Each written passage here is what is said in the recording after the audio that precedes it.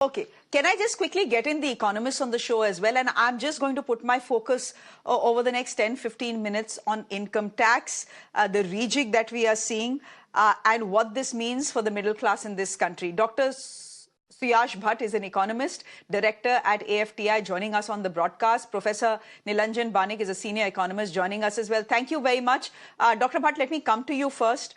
I want to ask you what you make of the announcements, especially as far as personal income tax is concerned. What is your big takeaway as far as that is concerned? The government is saying, look, we are going to lose 1 lakh crore rupees by making these interventions and rejigs in the tax slabs, in the personal income tax slabs. I understand that the money, there will be some money that will be lost for the government, but the government has many other ways to collect taxes and make money. But Dr. Bhatt, for you, what is the big takeaway as far as personal income tax is concerned? No, I think, I mean, broadly from a policy perspective, if you were to see even the economic report that came yesterday, if you understand the import growth that is happening in the economy is close to 6%, whereas the export growth is 3%. And this, and also the GDP numbers are from 6.3 to 6.8. Whereas if you want to become a Viksit Bharat, you need around 10% kind of growth rate. So where is all this going to come from? So that's where this internal consumption story is very important. And I think this rejig that has been done in income tax will really go a long way, because when you say that up to 12 lakh, there's no income tax, you're really giving that money in the hand of the people to go out and spend. And the changes that are made, I think this will be seen in the grassroots level, and you will see demand picking up. And the slowdown that you're seeing. So, I mean, the government also revised down the GDP rate from 7+% to below 7%. So, I mean, they know that there is a slowdown happening. This is not due to structural reason or according to me. I mean, as mentioned in the economic survey, that it is due to elections and all those things. I think there is an inherent slowdown that is happening globally due to all these uncertainty. And this, at the domestic front, this is, I think, a very key factor that has been addressed. Though there will be a revenue loss, but as you can see, last year there was a stellar income tax growth that the government had seen to 20%. So, I mean, when they are letting go this kind of amount, I understand that they will take a hit, but the assumption is if you let go tax at a lower level, at say even up to 12 lakh rupees, you would increase the tax base, and it will be recovered over the period of time, as we have seen in GST also. So I don't see this as a big shock in terms of managing fiscal or having this element having a deep impact on the fiscal of 4.8% that the government has said. Okay. So I feel from a domestic consumption perspective, okay, so this is a master stroke that they have come up with. Yeah. Okay, so essentially what you're saying is that Nirmala Sitharaman has mentioned that we are going to take a hit of 1 lakh crore rupees by making these changes to the income tax slab and ensuring that no one who earns 1 lakh rupees a month or up to 1 lakh rupees a month has to pay any income tax. So she may be taking a hit at one point, but in the long run, what you're doing is you're putting more money into the hands of people. They go, they spend more, and that's good for the economy. The money circulates. I understand that. But Professor Dr. Suyash Bhatt, the criticism that has, of course, come in from the economic survey and not from me is for corporate India, for India Inc. A couple of things have been said. In 2019, you get a corporate cut, a tax cut.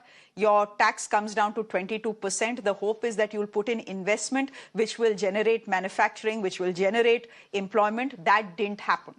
Secondly, your profits are up 15% post-COVID. But salaries are stagnant. In fact, the economic survey and the chief economic advisor also nudging companies and corporates to increase salaries. Do you see that happening after today's budget? Because if you need to put more money into the hands of the consumer so that he can go and buy things he wants to and help kickstart the economy, which is in a slowdown, then our salaries that have been stagnant for a while will need to increase as well. True, that's very true. In fact, yesterday when I was just going through the document, it's really unique from the government side to actually pick on corporate India on this. And if you see the report, you would find that last 10 years, I mean, if you see the rise in pay of a CEO, where we're asking people to work for, 80 hours, 70 hours, an average CEO pay has increased from 66 lakh to 66 crores in last 10 years, whereas an average, I'm talking about the IT sector, and an average IT new fresh comer who's joining, his income is from 3.4 to 4 lakh, has increased to just 5 lakh to 5 lakh 40,000. So, you just see 1 lakh rise in the base employee who's joining at the bottom. And whereas the top CEOs payments have jumped remarkably. So that's also a post spot shot that the government has taken at the companies, trying to figure out, the pay structure has to be more democratized. And at the lower level, you need people to be paid better. Otherwise, there's no incentive for these people to get into these sectors. So it's a very interesting, way at which the government had looked at it. And this, I think, when you link the income tax base, and even if the corporate India listens to this, I think in general, I think people who are in the IT sector or any other sector they are working at the lower end, if they get benefit of these rise in salary, and if they do go through the economic survey, I'm sure that they would be very happy to receive the extra income, because the government is not sitting to actually take away a part of the kitty which gets increased. So I'm sure that the corporate India should listen to it, but I'm not too sure whether they'll look at the slab rate and then make a change. But yes, the economic survey actually was a very big eye opener for them, and I think the government has also given some kind of a hint to them that democratize the pay structure. Otherwise, they are there to look into it. So it was very interesting to see that, and this is true from not just IT but even automobile, the second largest employer of formalized or organized sector. So you would see that even in the manufacturing sector, this has to be implemented. And once this is done, I think you would see consumption improving. But again, coming back to the income tax changes that are done, I think you can see the market. The auto sector is going up. Airline companies are going up.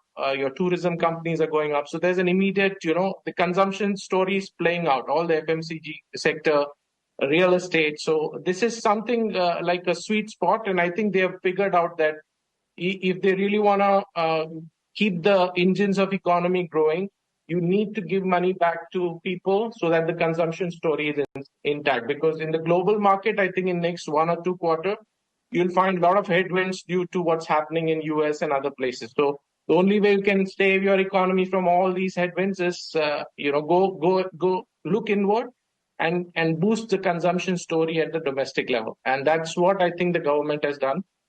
And I'm sure this will have a multiplier effect on the economy. And from a tax buoyancy perspective, I think they have done the math in terms of the impact, because even the GST revenue or the indirect taxes have given a stellar growth over last year. So they're confident they'll be able to recover this 1 lakh crore from some other places. Okay. And so I'm sure they've done the math well. Yeah.